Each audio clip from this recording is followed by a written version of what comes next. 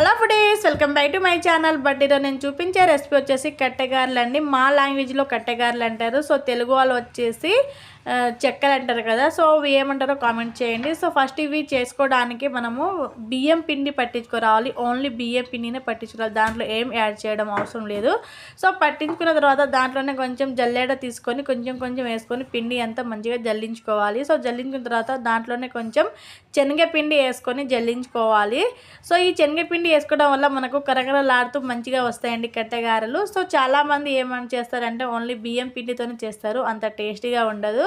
So ఇలా ఒకసారి మొత్తం కలుపుకోవాలి. సో ఆ రెండు పిండి కలుసుకున్న తర్వాత దీంట్లోనే కొంచెం జీలకర్ర వేసుకోవాలి. సో జీలకర్ర వేసుకున్న తర్వాత దీంట్లోనే కొంచెం శనగపప్పు వేసుకోవాలండి. సో శనగపప్పు అనేది నానబెట్టకుండా వేసుకోవాలి. చాలామంది నానబెట్టి వేసుకుంటారు.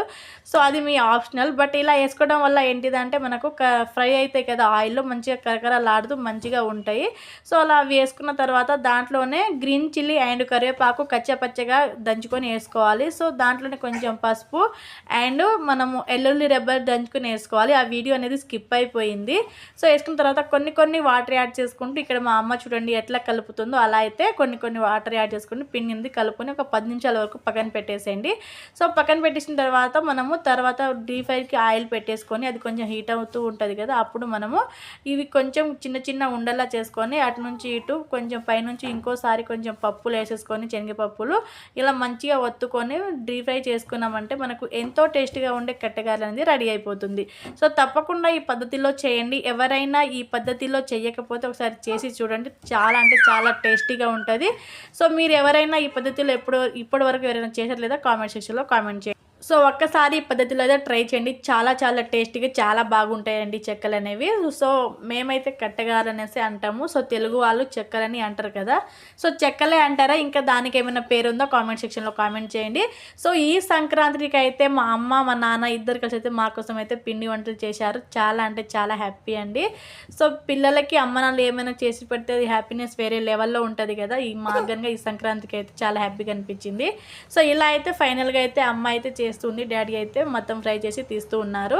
సో ఇద్దరు కలిసి అయితే మా కోసం అయితే పిండి వంటలు అనేది ప్రిపేర్ చేస్తూ ఉన్నారు. సో ఇలాంటి మంచి వీడియోస్ కోసం మన ఛానల్ తప్పకుండా సబ్స్క్రైబ్ చేసుకోండి. సో సబ్స్క్రైబ్ చేసుకోవడం వల్ల మనం చేసే ప్రతి ఒక్క వీడియోస్ మీరు మిస్ కాకుండా చూడవచ్చు. సో మన ఛానల్లో అంటే వంటలతో పాటు కొన్ని వ్లాగ్స్ వీడియోస్ కింద వస్తాయండి. సో చూసి ఆదరిస్తారని మనస్ఫూర్తిగా అయితే కోరుకుంటున్నాను. సో ఫైనల్గా అయితే మనము కట్టెగారెలు అనేది రెడీ అయిపోయింది. సో బయటికి తీసుకుంటే కరకరలాడుతూ చాలా అంటే చాలా బాగుంటాయి. సో తప్పకుండా ట్రై చేయండి. సో మీరు ఏ పద్ధతిలో చేస్తారో కామెంట్ సెక్షన్లో కామెంట్ చేయండి. అంటే ఈ విధంగానే చేస్తారా, వేరే విధంగా చేస్తారా అనేది కామెంట్ చేయండి. సో చాలా డిఫరెంట్గా చేస్తారు చాలామంది. సో మేము చేసే పద్ధతి మాత్రం ఇదేనండి, చాలా అంటే చాలా బాగుంటాయి. సో తప్పకుండా చేసి నాకైతే కామెంట్ చేయడం అయితే మర్చిపోవద్దు.